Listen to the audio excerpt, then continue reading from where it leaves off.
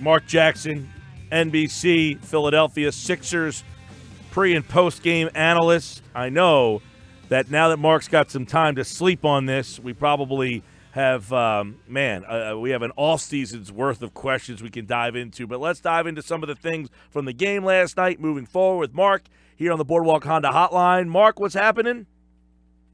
How you guys doing today? Doing all right. Tough one I'm last sad night. that it's over, Mark. It's all over. It's all over. Let me ask you, if I was to say the Sixers lost last night because Marc Jackson. Not having one more player that can go get something on his own. Is that, in your mind, Embiid takes a lot of quick and bad shots. Is that because they don't have anybody else? He's looking around saying, nobody's moving, I'll just shoot this. I mean, does he settle for shots based on he thinks that he has to do so much on offense? No, I think I think a lot, to be honest. First of all, Joel Embiid has proven himself to me to be the best center in the NBA. But with that being said, it's two shots that I'm still bothered by today. The shot when he got checked back in the game after the 76ers made that run and he was doing great. The drive from the top of the key to the wing fadeaway jump shot. And then the three-pointer at the top of the key that was off. Those are the two shots to me that have me thinking of inexperience. And I think it's sometimes when you have a great talent, in order for the talent to really demonstrate his worthiness, you have to break him down and have him do things slowly, which means I know you can do all that you want, but we need you to cause havoc around that box area right now. You're the largest guy on the court. And I think that comes from having more playoff experience. A lot of the discussion, get him down in the blocks. Last night, he brought the Sixers back in with that 12 to 15-footer. At this stage, is that really who Joel Embiid is? Is he just a 7'2", 12-foot jump shooter? I hope not, because the easiest thing for a big man to do is to stand on the rim and shoot jump shots. Because when you stand on the rim and shoot jump shots, that's the lazy man's way out. Because it's a lot of people can't go down that box and bang. A lot of people can't go down there and take getting fouled.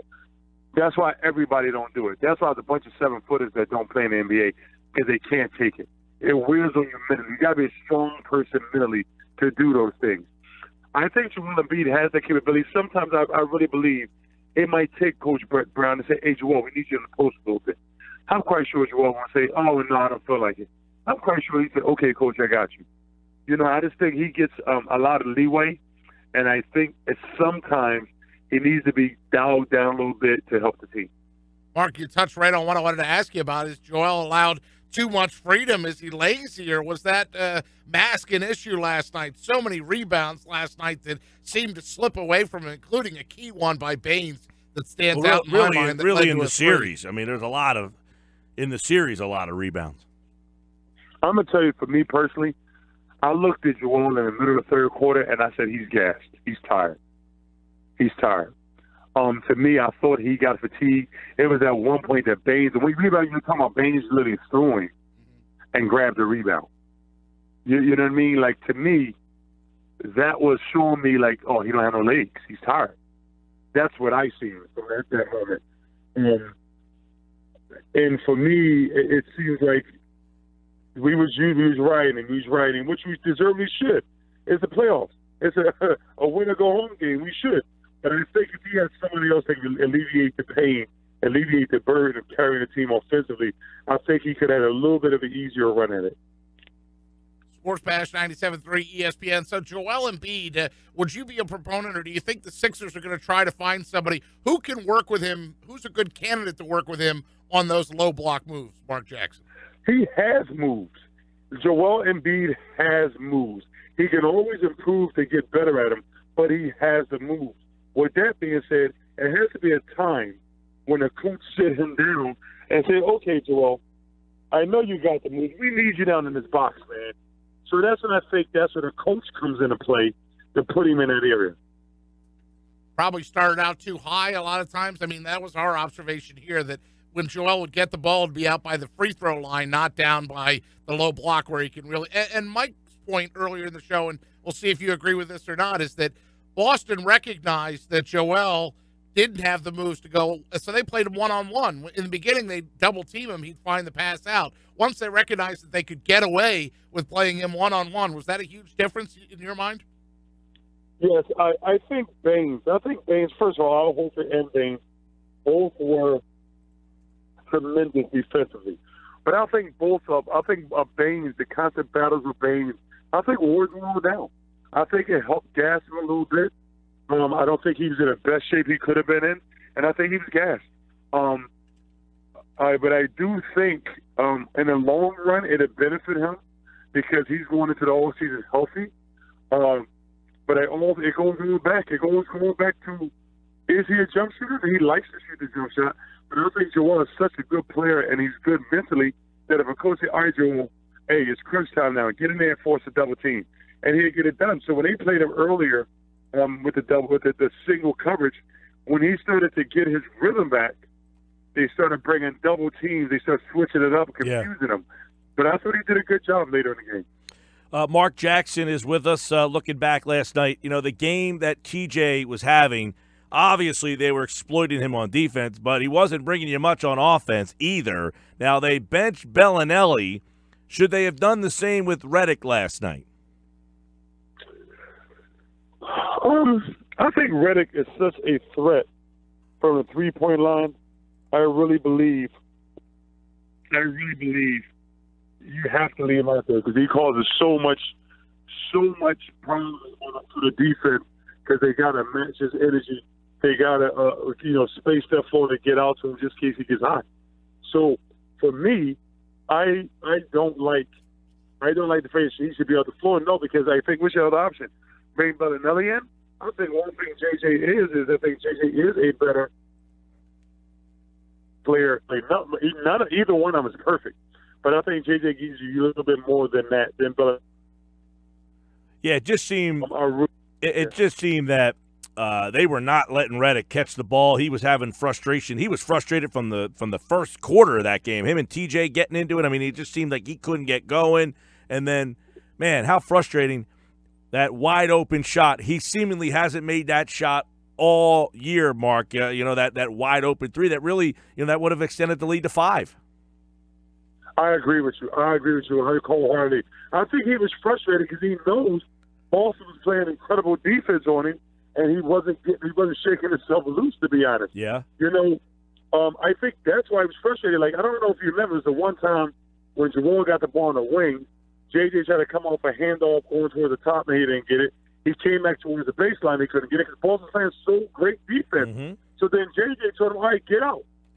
Get out, let me go one-on-one. And JJ's like kind of shook his head like, man, we should have given the ball. Like, it was kind of interesting to me that he responded that way. So I think he was frustrated that he couldn't shake loose. And it wasn't from lack of trying. It's just that Boston's defense was impenetrable at that time. Yeah. And the one thing I would, ask you then, in a game where the style is what it is, he's struggling on defense. They were obviously going after him almost every possession at one point. Do you try to make more frequent switches to get maybe an Anderson out there, to get him, for a 5-minute stretch to play some defense, to try to change the pace of the game? Because that's where the Sixers really got into the problems. They just kept backing Redick down, and if he's not shooting all that much, maybe you keep flip-flopping those guys every 5 minutes or so. I agree. That can be a way at it, but I really think Brown was just hoping that Bellinelli or JJ would get loose and get the shots off. But to me, it's one thing I will say this. Boston's players were so athletic and was so literally locked in defensively that everything was the struggle for the 76ers. 76ers, I think, is an incredible defensive team. But I think Boston proven themselves to be one notch above the Sixers defensively. Mark, I saw a tweet last night that said that the dilemma was the offense doesn't look right without Redick or Bellinelli in the game. The defense doesn't with them in. Is that basically the quandary that Brett Brown had facing him last night? Yes, it is. That's the truth. It's like, which one do you go with? You know, do you put the shooters in to shoot the ball, or do you want to keep JJ and Justin Anderson in there? TJ and Justin Anderson in there to maybe get some defensive stops. I mean, it weighs on you mentally. It really does. It really does. So, for me, I'm looking at that like you need to substitute those guys only with a player that can give you both sides of the ball, offensively and defensively. And let's go back to the draft. That's what Markelle Fultz is supposed to be. Yeah, and we'll get into Fultz here in a minute, but, really, they went with TJ in Game 4, and that really was an adjustment that helped save the season. Boston kind of countered, and they adjusted. It's kind of a, you only have so many clubs in the bag there, Mark, that you can make adjustments. They adjusted with TJ. That helped you win the game. Boston adjusted back. There was really not another club for Brett to go to, it seemed like. I agree with you. It wasn't. You only allow, I think it was 13 clubs you're allowing you back? 14. Yeah, 14. So he used all 14 clubs and was trying to borrow another club from somebody else, and he's like, nope, disagree. So you have to go with what you have in your bag. Although, like they say, for example, I can't get my driver to save my life, but I'm great with my irons. But people say, just hit with your irons. Like, no, I paid for the driver, so I'm going to use it. So this is Coach Brown said, look, we have to go with the players we have. And unfortunately, it didn't work out, but it still is promising. They do have one more club in the bag they didn't use at all, and that's Markelle Fultz. Is that, in your mind, the biggest question and mystery of the offseason? And how difficult is it entering the offseason with such an unknown, or do you think that they have an answer? I truly believe while all these players will be taking at least a month off of nothing but rest and relaxation to recover, I do think you'll see Markelle Fultz maybe getting a week off, and I think he'll get right back into it because I truly believe they have to find out what they have from him and whether they want to keep him or maybe include him in a sign and trade along with a couple of other players to maybe get them to get away from him and to move on. Because I don't think they draft depends on him.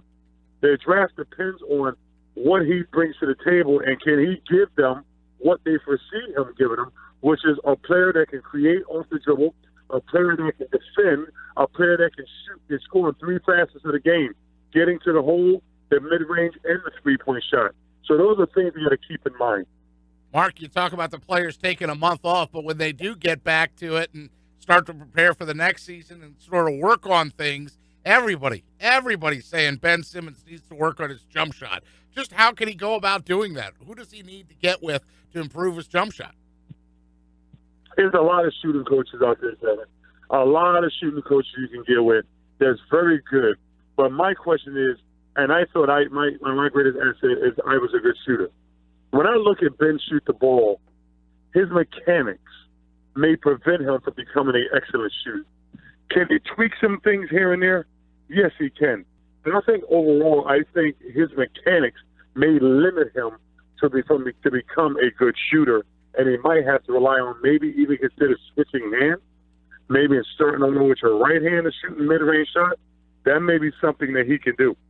Saw that talk about switching hands. I also want to know if his jump shot does improve even marginally, will his mindset improve about attacking the rim? I mean, which is the bigger sin? The fact that he doesn't have a jump shot or the fact that he at times seems unwilling to attack the rim? That's a good sighting. He does not attack the rim with force a lot of times because it's going to be contact. And I truly believe, I don't think he's comfortable with free throws. Yes, in this playoff series, he shot at 70 from the free throw line, but just in general, overall, I don't think he's comfortable at the free throw line, and that has changed his game, and not for the better.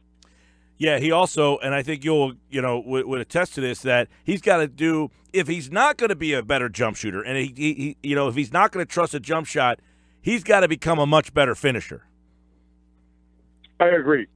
So if you're not going to work on your jump shot or get the mechanics to get a better jump shooter, you got to be able to finish around that rim, because then you don't have to worry about necessarily guys bailing you out with fouls because they scared because you're a good shooter. You have to be able to finish around the rim. A lot of times he does not go with force around that rim with the mindset that I'm going to break this rim off. You know, I think he's athletic enough where he can do that, but he doesn't want to yet. So I agree with you. He has to become a better finisher around the rim. Mark, some tough questions for the offseason. One guy who they signed is Robert Covington. So what do they do with him? What is the future there? I mean, do they look to upgrade his position? You just gave him a lot of money, basically suggesting that you're our guy, but now do you bring someone else in suggesting we're going to move you more into a bench role? I think you always got to look to upgrade. I think the 76ers are set with Joel Embiid and Dario at the 4 and the 5. I think Ben, so you label Ben a point. That two-guard position is something that's very interesting when you refer to J.J. Redick or Marco Fultz. But I truly believe you have to upgrade your three positions. I think they have to go into there and say, what was our weakest point? And our weakest point was our three-point. Yes, Wilco was a tremendous defender at times and was strictly shooting the ball. If you can upgrade and get a player that can give you all those facets of the game, why wouldn't you do it? I think that's something that 76 will entertain this offseason. And, you know, there's a couple of other under-the-radar things. I mean, number one, J.J. Redick, would you bring him back? I would. I would bring – not for that contract. I want to see if I can get J.J. back for 2 years, maybe 3 at the most, for maybe three-quarters of that contract a year, maybe even half. I don't know if you get him for half, which is 12 to 14. If you can get J.J. Redick for 3 or 4 years, or 12 to 14 a year, maybe 15, I think you got to take that contract.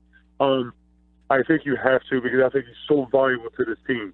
But with that being said, I think they have to go after – I hate to say it. I think they have to go after LeBron because he's the best player in the world. But I really believe you have to consider going after Paul George. He slides right into that three spot comfortably. Yeah. And then you don't have to get rid of Dario or folks to get him. By the way, the Vegas odds have the Sixers as the third best chance of getting Paul George. Just throwing that out there.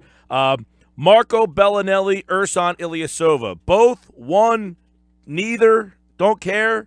Those two guys. I think Bellinelli was tremendous for us coming off this season.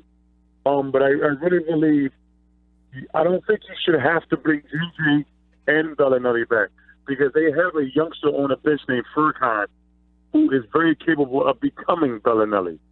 And actually is a lot younger and a little bit more athletic, but can shoot the ball just like Marco can.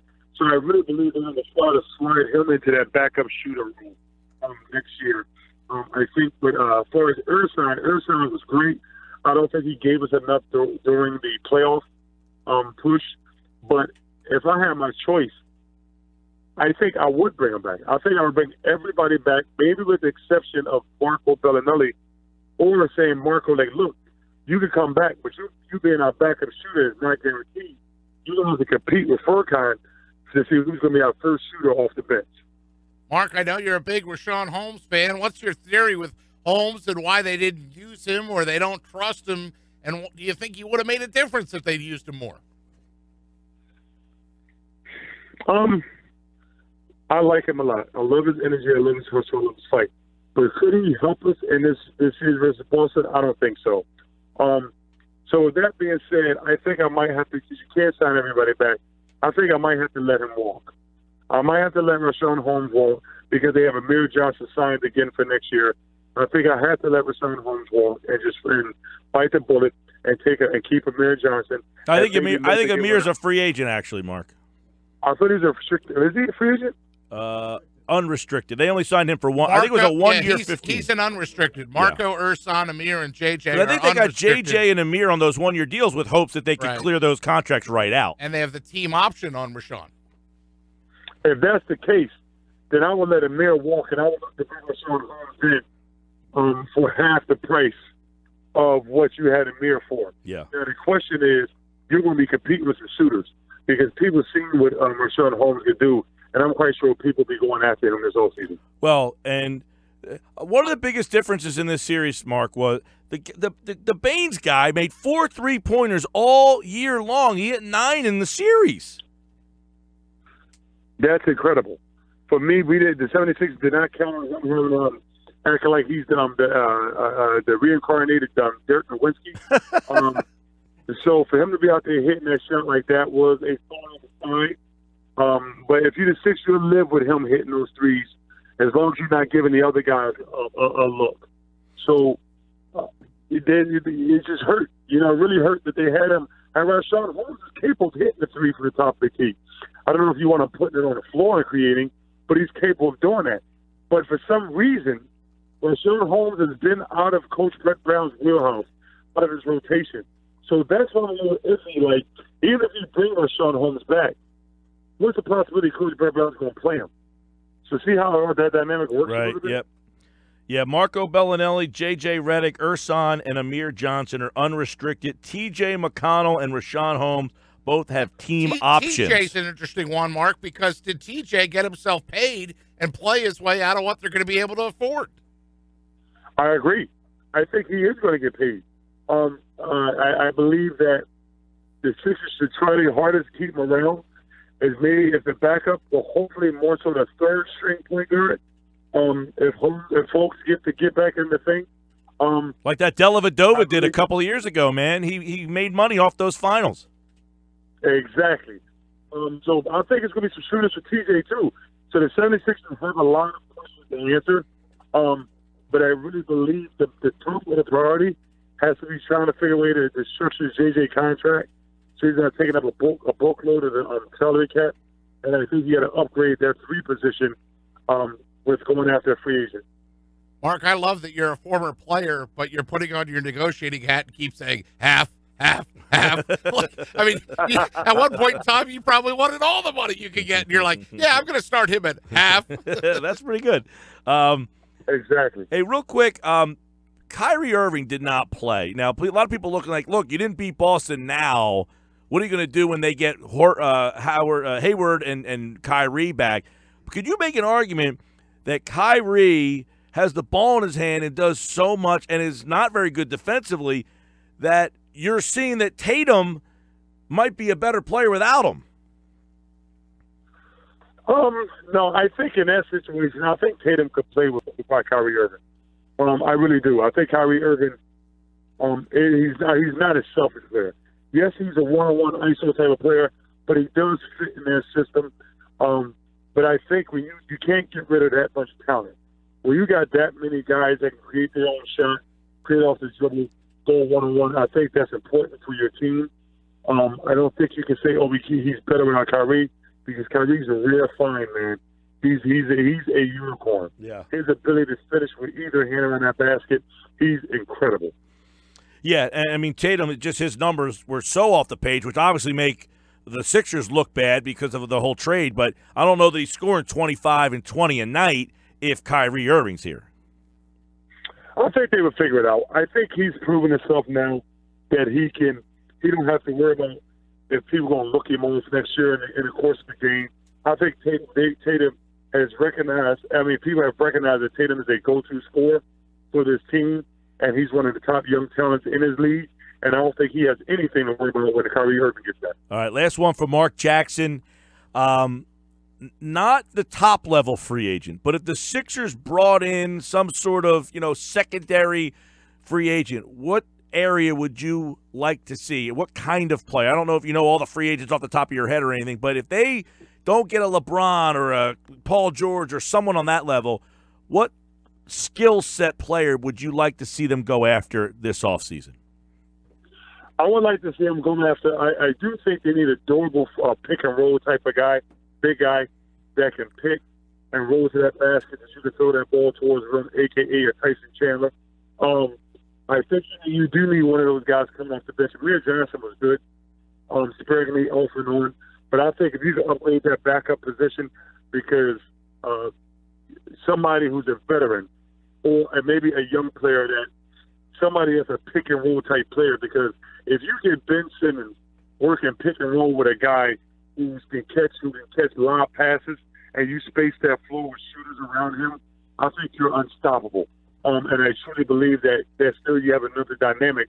So when Joel is in that game doing his thing, then that's a great mixture to have when you got a big guy that can play one-on-one in the box, but then you can bring onto the bench another big guy that's great to picks and dive into the rim with him and Ben and spacing that floor. Yeah. So I really think that's something, but you got to try to upgrade your three position.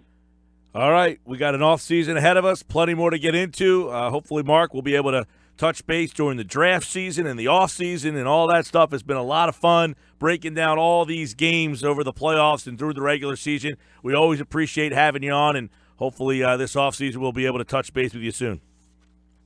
Sounds good to me, folks. It's been a pleasure.